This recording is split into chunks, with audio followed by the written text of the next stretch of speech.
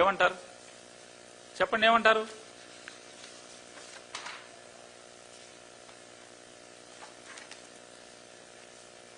కూటమి ప్రభుత్వం వచ్చిన తర్వాత ప్రసిద్ధి కాశీనాయన క్షేత్రాన్ని కూల్చేసింది ఎవడు? పవన్ కళ్యాణ్ గారు. ఎవరైతే అన్అపాలజెటిక్ సనాతని, మళ్ళీ ఇప్పుడు కాషాయం ఇట్లా ఆ రోజు చేశాడు. కాషాయం కొనసాగించాలి కదా పవన్ కళ్యాణ్ గారు. ఒకసారి వేసిన తర్వాత అంటే సాధువుగా మారతావు, మళ్ళీ వెంటనే పరిత్యజిస్తావు. అంటే బ్రహ్మచర్యాన్ని లేదా సాధుతత్వాన్ని, సంకల్పాన్ని వెంటనే ఎత్తుకుంటావు, దైవ సంకల్పాన్ని ఎత్తుకుంటావు, మత ప్రచారాన్ని, హైందవ తత్వాన్ని ప్రచారం చేయడానికి ఎత్తుకుంటావు, వేషం మారుస్తావు, గెటప్ మారుస్తావు, బట్టలు మారుస్తావు. మరి నీ శాఖ ఆధ్వర్యంలో కాశీనాయన క్షేత్రం, ప్రముఖ హైందవ క్షేత్రమైన కాశీనాయన క్షేత్రాన్ని మీ శాఖ అధికారులు నీ ఆదేశాలు లేకుండా కూలగొట్టారా? ముఖ్యమంత్రి గారి ఆదేశాలు లేకుండా కూలగొట్టారా? ఎవరిని నమ్మమంటారు? ఎవరిని నమ్మంటారు పవన్ కళ్యాణ్ గారు?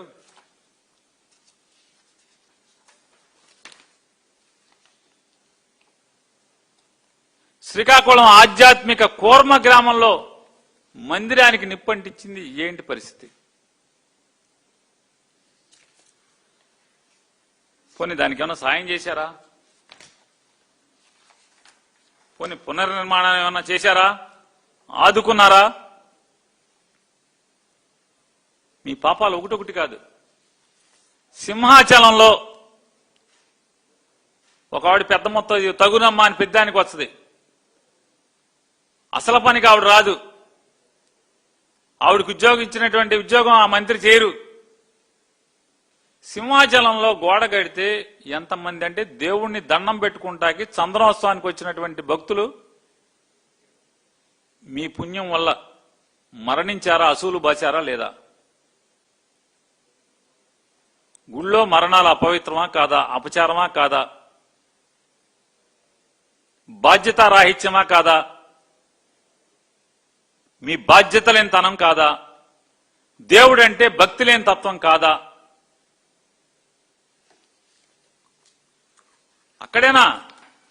తిరుమల తిరుపతిలో వైకుంఠ ఏకాదశికో ముక్కోట ఏకాదశిగా ఎప్పుడండి అది? వైకుంఠ ఏకాదశికి. మీ యొక్క అసమర్థత వల్ల, మీ బాధ్యతారాహిత్యం వల్ల, తిరుపతి అంటే మీకు ఏమాత్రం విలువ లేనితనం వల్ల ఎంతమంది? 9 మంది 6 చనిపోయారు. ఎంతమంది చనిపోయారండి? 6 అసూలు బాశారు. పశ్చాత్తాపం లేదా మీకు? సింహాచలంలో మరణిస్తే మీ యొక్క చర్యల వల్ల, మీ బాధ్యత లేనితనం వల్ల, మీ తప్పుడు తనం వల్ల, మీ అవినీతి వల్ల సింహాచలంలో చందనోత్సవానికి వచ్చిన భక్తులు చచ్చిపోతే మీకు ప్రాయశ్చిత్తం లేదు. అలాగే తిరుమల తిరుపతిలో వైకుంఠ ఏకాదశికి 6 మరణిస్తే క్యూ లైన్లో తొక్కిసలాట్లో మీ పాపం వల్ల కనీసం ఆత్మనన్న ప్రక్షాళన చేసుకున్నారా చంద్రబాబు నాయుడు గారు, పవన్ కళ్యాణ్ గారు? మీరు తిరుపతి తొక్కిసలాట్లో చూడండి ఎంతమంది విగత జీవులయ్యారు. ఆ కుటుంబాలు బజారు పడినాయి కదా దేవుడి దర్శనానికి వచ్చి.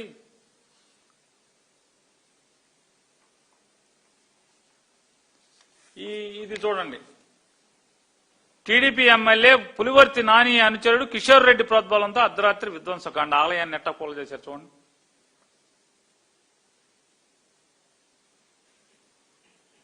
చూడండి, ఆ ఫోటోలు దిగేవాడు ఆలయాలను కూలుస్తాడు. పాత రోజుల్లో అంటే వెనకటికి మీరు చెప్పేటువంటి హిందూ మతం కానిటువంటి వాళ్ళు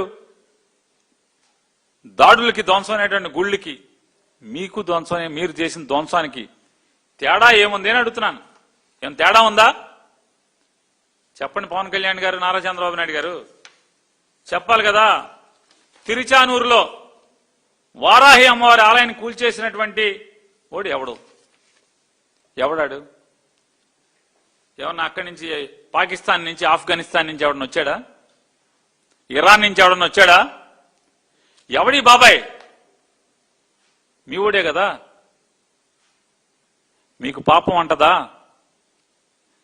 అంతరాత్మను ఏమైనా శుద్ధి చేసుకున్నారా? కనీసం ఎక్కడన్నా మెట్లు కడిగారా? పోనీ ఆలయాన్ని పునర్నిర్మాణం చేయడానికి ఆదేశాలు ఇచ్చారా? ఇవరా?